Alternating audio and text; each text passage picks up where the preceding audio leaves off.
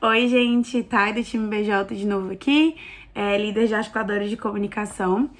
E no vídeo de hoje, né, desses conteúdos pré, durante e pós-ENERD até o final do ano, a gente vai estar falando sobre monitoramento e reconhecimento. Então a gente sabe que é muito importante a gente sempre estar trazendo clareza para nossa rede de como ela está e principalmente através dessa clareza tensionando a nossa rede a enxergar até onde ela pode chegar, até onde ela deve chegar, até onde a gente quer que ela chegue, né?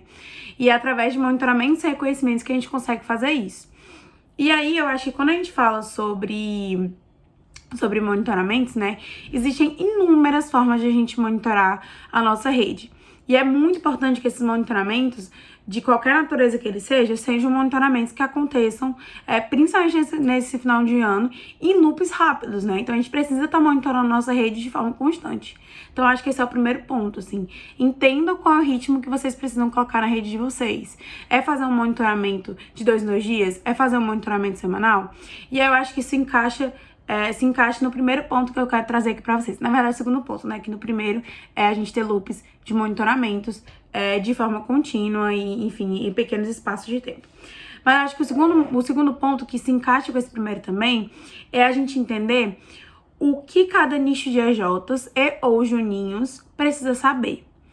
Então é muito importante quando a gente fala sobre tipos de monitoramento, a gente entender o que é que essas pessoas precisam de fato saber. E qual é o jeito que a gente consegue trazer esse monitoramento que vai tocar lá o que existe atrás do monitoramento, que é o propósito, a mensagem, o objetivo final, o autocrescimento, o conectada, o impacto e o alto impacto, né? Então, quando a gente fala sobre nichos de EJs e nichos de juninhos, a gente precisa entender qual tipo de monitoramento a gente precisa trazer para cada um desses grupos. Então, vou trazer um exemplo para vocês para exemplificar melhor. Quando a gente fala sobre o conselho da nossa federação, entende-se, né, espera-se que seja um grupo que tenha uma maturidade maior, um entendimento de rede maior e que tenha um sentimento de dono forte sobre a meta da instância. Então, a gente consegue fazer um monitoramento um pouco mais robusto, um monitoramento um pouco mais através de dados, um monitoramento que olhe mais para o todo, né, do todo da instância e da meta da instância, para que essas pessoas elas fiquem cientes de como a gente está, de onde eles querem chegar e que ela transmita isso para a EJ de acordo com a linguagem da EJ, de acordo com que a linguagem, de acordo com o que a EJ precisa saber.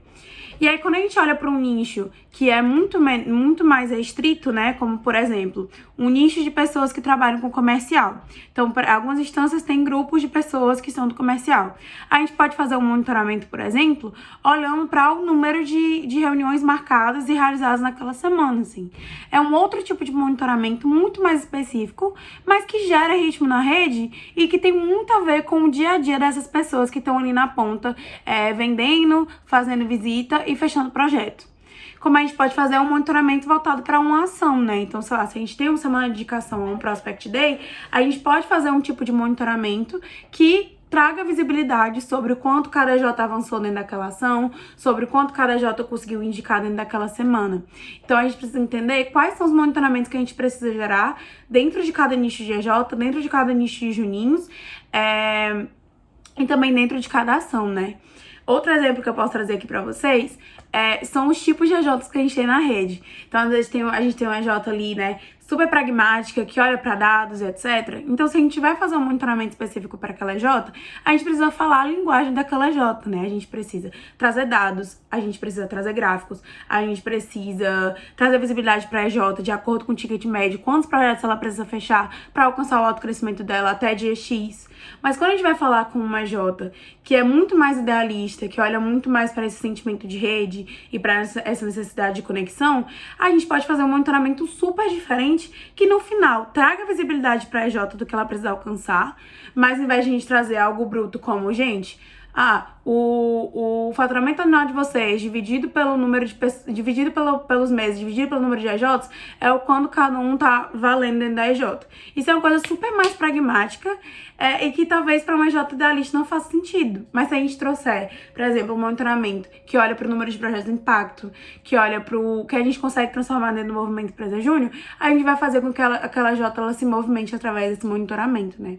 Então, aí são alguns exemplos de maturidade, de idealista versus pragmático, de monitoramento por ações, que são algo que vocês podem estar trazendo para dentro da rede de vocês. E eu acho que o terceiro ponto, quando a gente fala de monitoramento, né? Então, só para relembrar, a gente falou sobre ter loops de monitoramento em curtos espaços de tempo. A gente falou sobre entender o que cada nicho de EJ, barra Juninho, barra ação precisa. E agora a gente vai falar sobre um extremo e o outro e como é que a gente consegue encontrar o meio desse extremo que consegue abarcar o maior número de pessoas ali, né? Então, a gente tem um pouco desse vício, e sempre quando a gente quer fazer alguma coisa, a gente pensa ou num extremo, que é fazer algo super elaborado e super, meu Deus do céu, algo enorme, ou não fazer, assim. E a gente tem que sempre tentar se encontrar em um meio termo para que a gente consiga abarcar o maior número de pessoas, né, dentro desse monitoramento, e para que a gente consiga também gerar mais resultado com menos esforço. Então, a gente pode escolher fazer uma RV com puta monitoramento cheio de gráficos e tá.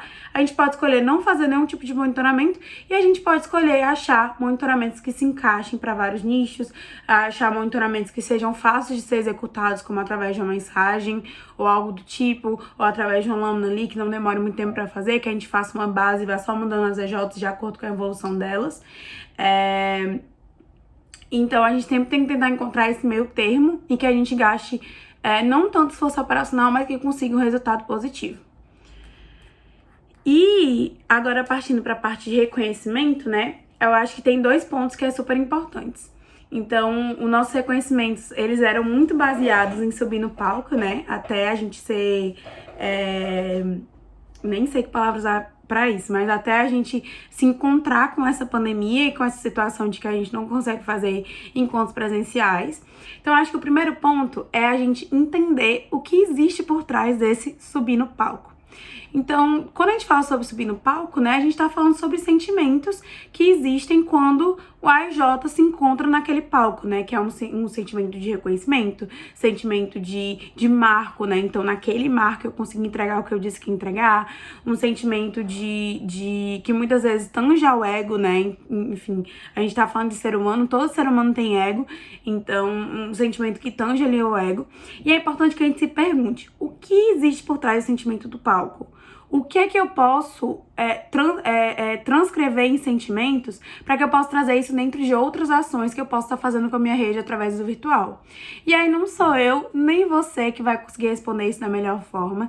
Então é muito importante que você converse com a sua rede sobre isso.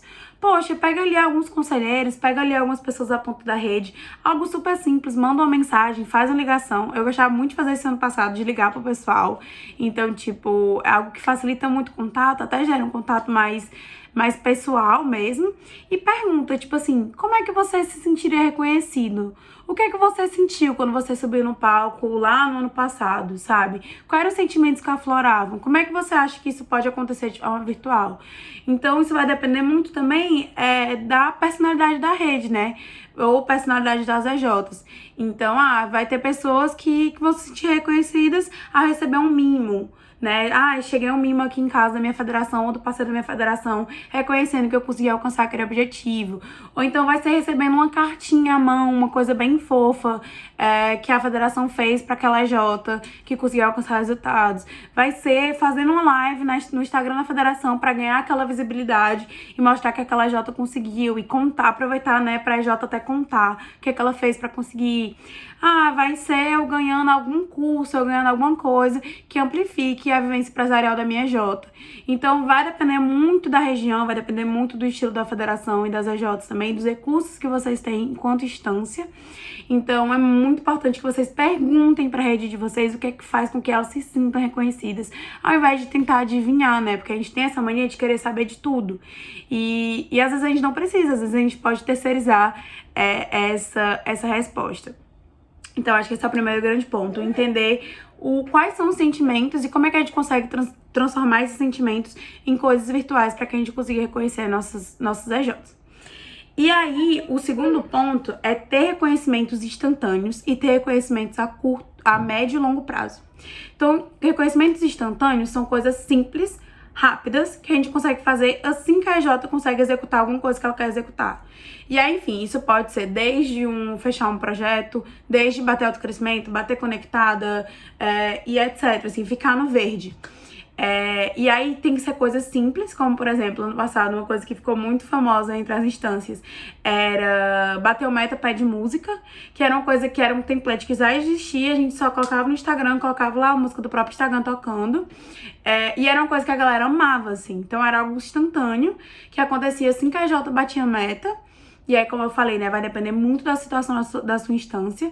Então, não, minha instância tá muito lá atrás e eu preciso gerar um ritmo pra ela que não pode acontecer só com autocrescimento, senão vai demorar muito pra gerar esse ritmo. Cara, faz pro projeto fechado, então, sabe? Faz por EJ no verde, faz por EJ que avançou no farol ou algo do tipo.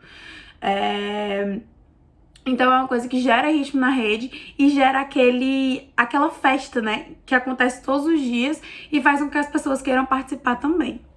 Então, pensar em coisas simples aí que a gente consegue estar fazendo no nosso dia a dia para reconhecer nossos EJs, para gerar esse ritmo. E também pensar em reconhecimentos de médio e longo prazo. E esses são aqueles reconhecimentos mais robustos, né? Como, por exemplo, o palco de um evento, como uma gamificação, que no final é EJ que mais conseguir pontos vai ganhar ali um prêmio, um mimo, uma participação em alguma coisa. Que é muito importante para que a gente consiga criar essa tensão, né, na rede como um todo, criar muitas vezes um efeito manada. Então as EJs que estão mais engajadas, dá tempo dessas EJs, né, através de um efeito manada, engajar EJs que estão desengajados, dá tempo de a gente fazer ações ali no meio para que a gente consiga gerar esse ritmo na rede, puxar as EJs que estão ali mais mortinhas ou algo do tipo, e a gente consegue criar um palco maior, né, um palco que pode ser tanto mesmo um palco dentro de um evento virtual, como pode ser uma outra coisa, mas criar esse sentimento de uma coisa maior, de um reconhecimento mais visto, assim, que as pessoas vai brilhar mais o olho, mas que ao mesmo tempo é uma coisa mais a médio e longo prazo, né? Então a gente precisa ali ter um tempo hábil de fazer acontecer. E era isso, gente, no vídeo de hoje de monitoramento e reconhecimento. E é isso. Um beijo.